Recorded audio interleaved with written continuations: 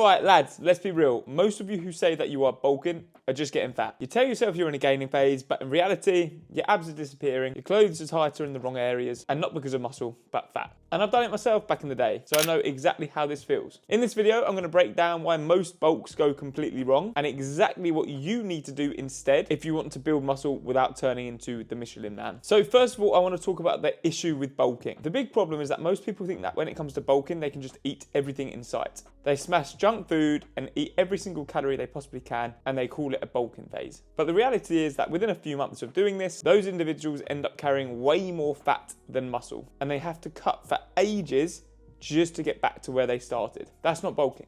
That's just overeating and being a fat brick. Now, there are a few reasons as to why someone may gain too much fat as opposed to muscle when it comes to a gaining phase. Reason number one is that their calories are far too high. You don't need a 1,000 plus calorie surplus to gain muscle. Honestly, you only need a couple of hundred extra calories above your maintenance. Reason number two is that people just don't track because they're in a gaining phase. If you're not tracking your nutrition, you're just guessing. And when you guess, you almost always overshoot your calories. Reason number three is that people's training intensity dips when it comes to a gaining phase. Extra calories doesn't magically give you more muscle. You still have to train fucking hard if you want to build muscle.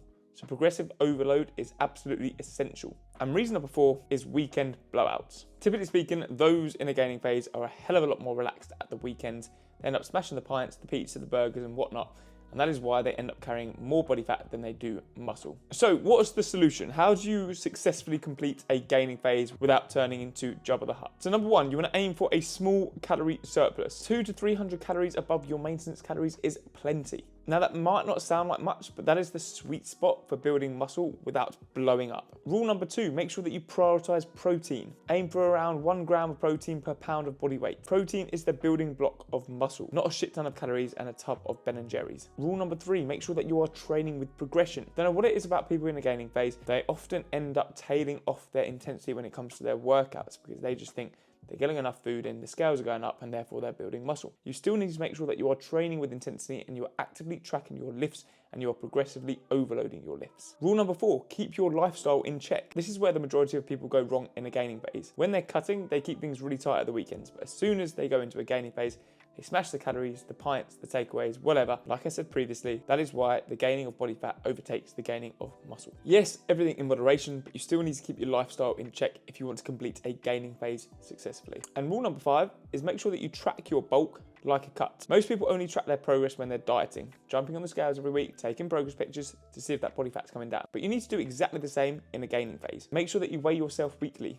Take weekly progress photos. Look at the trends. If the weight on the scales is creeping up too quickly, you're gaining too much fat and you need to pull back your calories. And if you have pushed too far and a little bit too much fluff is coming on board, then don't be afraid to do a little mini cut just to tidy things up, and then you can push food again after that. Now, I can give you all this information off the back of my own experience and coaching my own clients. I've been there myself where I've taken the bulk too far, I've been carrying too much body fat, and I felt uncomfortable and unconfident in my appearance. And every single time I did this dirty bulk, I'd have to cut pretty intensely to get my body fat back down to feel confident again. Once I switched to more of a lean bulking approach, I stay lean all year round and I'm able to build muscle without piling on pounds of fat. So there you go, guys. If your bulk is currently just making your belly grow, it's time to change your approach. Keep it simple. You want to have a small calorie surplus, make sure you're prioritizing lots of protein, make sure you're implementing progressive overload, keep your lifestyle under control, and finally track your bulk just like you track your cut. And you'll actually look like you lift instead of looking like you love a takeaway. And if you found this video helpful, make sure that you hit that subscribe button if you're new around here and drop the video a like, and I'll see you